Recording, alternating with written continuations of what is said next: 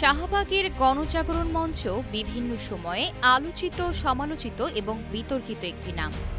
শাহবাগ গণজাগরণ মঞ্চের অন্যতম সমন্বয়ক হলেন লাকী আক্তার। এবার লাকী আক্তারকে গ্রেফতারের দাবিতে মধ্যরাতে উত্তাল ঢাবি। বাংলাদেশ ছাত্র ইউনিয়নের সাবেক এই সাধারণ সম্পাদককে গ্রেফতারে ২৪ ঘণ্টার আলটিমেটাম দিয়ে মিছিল নিয়ে শাহবাগ মোড়ে অবস্থান কর্মসূচি পালন করেছেন ঢাবি শিক্ষার্থীরা। মঙ্গলবার দিবাগত রাত ১:১টার দিকে বিশ্ববিদ্যালয়ের হলপাড়া থেকে মিছিল নিয়ে রাজু ভাস্কর্য হয়ে শাহবাগ প্রজন্ম চত্বরে অবস্থান নেন শিক্ষার্থীরা। সেখানেই তারা সংক্ষিপ্ত সমাবেশ করেন।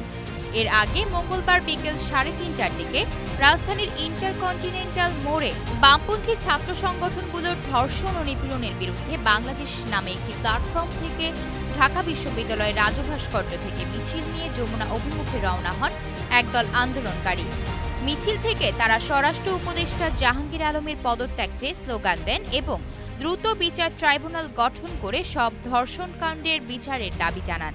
পুলিশ তাদের হোটেল ইন্টারকন্টিনেন্টাল মোড়ে বাধা দেয়। এ সময় পদযাত্রায় অংশগ্রহণকারীরা নারীদের ঢাল হিসেবে ব্যবহার করে পুলিশের ব্যারিকেড ভেঙে সামনের দিকে অগ্রসর হওয়ার চেষ্টা করে। নিকটবর্তী স্থানে রাষ্ট্রীয় গুরুত্বপূর্ণ স্থাপনার নিরাপত্তা ও যান চলাচল স্বাভাবিক রাখার স্বার্থে পুলিশ বিক্ষোভকারীদের সরে যেতে অনুরোধ করলেও তারা উল্টো পুলিশের উপর চড়াও হয়ে উদ্ধত ও মারমুখী আচরণ আরম্ভ করে। এতে রমনা জোনের এসি সহ ৭ থেকে ৮ জন পুলিশ আহত হয়েছেন।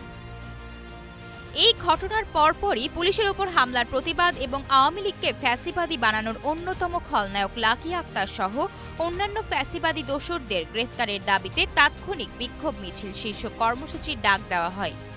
বাংলাদেশ আর শাহবাগে ফিরবে না। লাকী আক্তাররা বিচারহীনতার সংস্কৃতি তৈরি করেছিল। তারা আজ পুলিশের উপর হামলা করেছে। এই বাংলাদেশে আমরা আর শাহবাগের উত্থান মেনে নেব না। তারা আরও বলেন, প্রধান উপদেষ্টার বাসভবনের সামনে যাওয়ার নাম করে তারা আজ বিশৃঙ্খল পরিস্থিতি তৈরির চেষ্টা করছে। আইন শৃঙ্খলা বাহিনীর উপর হামলা করেছে। শিক্ষার্থীরা বলেন, অবিলম্বে যারা আজ পুলিশের উপর হামলা করেছে তাদের সহ লাকী আক্তারকে গ্রেফতার করতে হবে। তাকে গ্রেফতার না করলে আমরা আবার রাজপথে নামব। ২০১৩ সালে যারা বিচারহীনতা কায়েম করে ফ্যাসিবাদী হাসিনাকে শক্তিশালী করেছিল, এই শাহবাগীদের বিচার করতে হবে।